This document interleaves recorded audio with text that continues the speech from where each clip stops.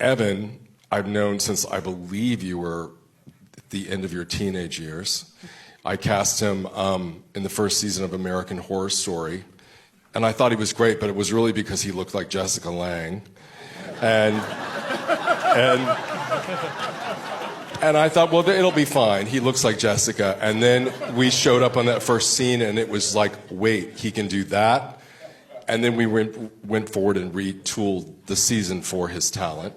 It's a very interesting thing, this show, because Evan and I had worked together on a Horror Story for many, many, many years. And then we took a break, and he went off to do Mayor of Easttown, for which he won the Emmy Award. And is so incredible in that show. And he kept saying to me, I really want to play somebody normal. I really want to be a normal, I want to do a rom-com. So when we started working on Dahmer, we had my long-term casting person, Eric Dawson, and I believe we auditioned over 100 people for this role. And we never felt that we had it. So I went to Evan and I said, remember me? Hi. And he was like, oh, God, oh, no.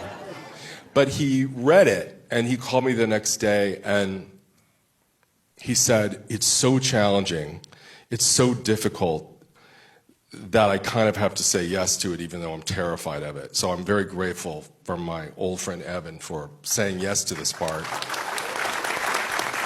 And the thrilling thing for me is in the casting of it, to the making of it, to people seeing of it. You know, I've been reading stuff about Evan Peters now that describes him as his generation's Robert De Niro.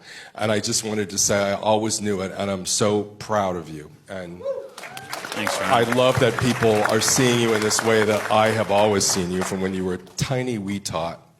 But let's talk about this part, because it was hard, and you had a great responsibility in this part. So can you talk about your research and how you did it? Yeah, well, I mean, it really just, it started with that first video you wanted me to watch. You said, watch the Dateline interview with Stone Phillips.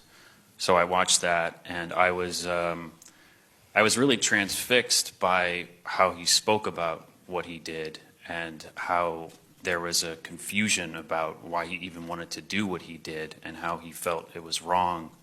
And I think I was interested in researching the psychology behind that, and you know, quickly dove in reading books about him, articles, all of the, you know, the psychology reports, confessions, timelines, all those things, in an attempt to try to understand why he did what he did, and the struggle that he had with it.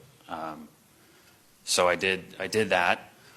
And then the physicality of it, which I knew was going to be so hard. He has a lot of external things, from the way that he walks, you know, and doesn't move his arms when he walks, and how he talks. And so I did a lot of research on watching him and seeing how he moved, and working with weights on my arms, wearing wardrobe, all sorts of things that I would carry with me throughout the day to try to stay in it so it would be second nature. Then I created a 45-minute audio composite, which I listened to every day to try to get his dialect and how he spoke, and really try to understand why he did what he did, or what his mindset was.